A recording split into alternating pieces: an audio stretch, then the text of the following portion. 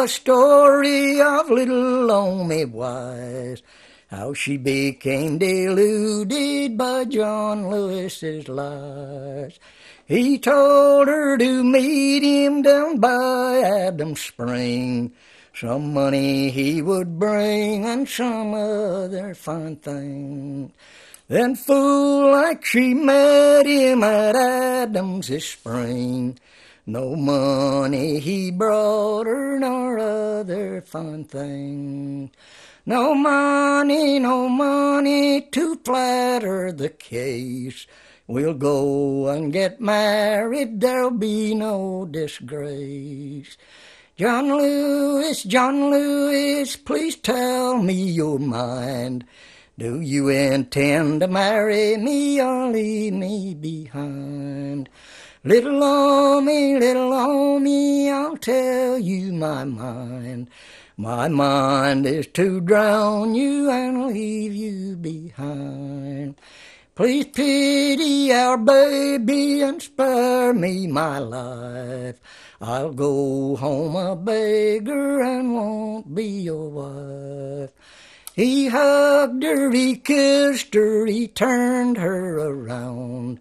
He threw her in deep water where he knew she would drown. He jumped on his pony and away he did ride. The screams of little Loamy went down by his side. It was on last Wednesday morning, the rain was pouring down. The people searched for Loamy, but she could not be found. Two boys went a-fishing on a fine summer day. They saw little Loamy go floating away. They threw their net around her and pulled her to the shore. The body of little Loamy was searched for no more. They sent for John Lewis. John Lewis came by. When confronted with her body, he broke down and cried.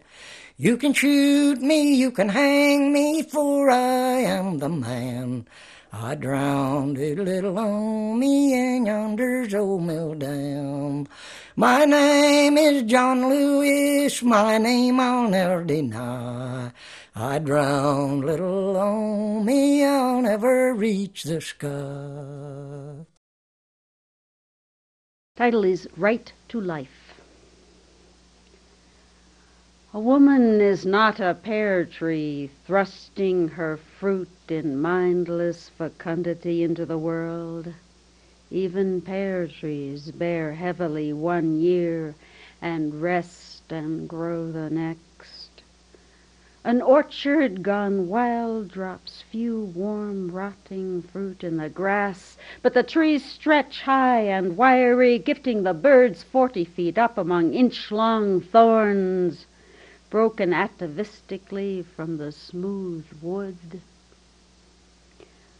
A woman is not a basket you place your buns in to keep them warm, not a brood hen you can slip duck eggs under, not a purse holding the coins of your descendants till you spend them in wars, not a bank where your genes gather interest and interesting mutations in the tainted rain.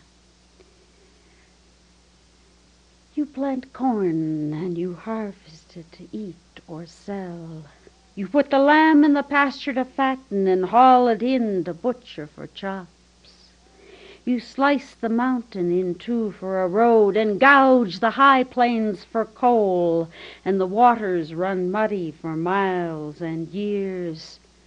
Fish die, but you do not call them yours unless you wish to eat them.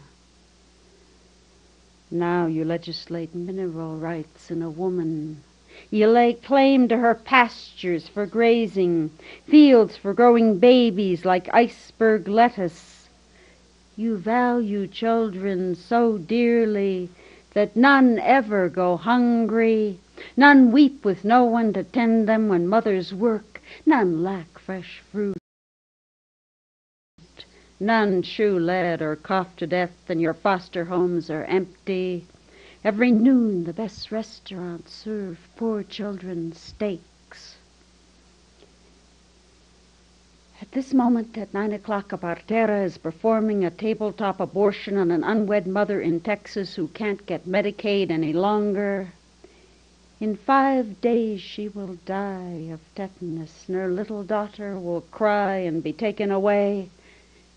Next door, a husband and wife are sticking pins in the sun they did not want. They will explain for hours how wicked he is, how he wants discipline. We are all born of woman.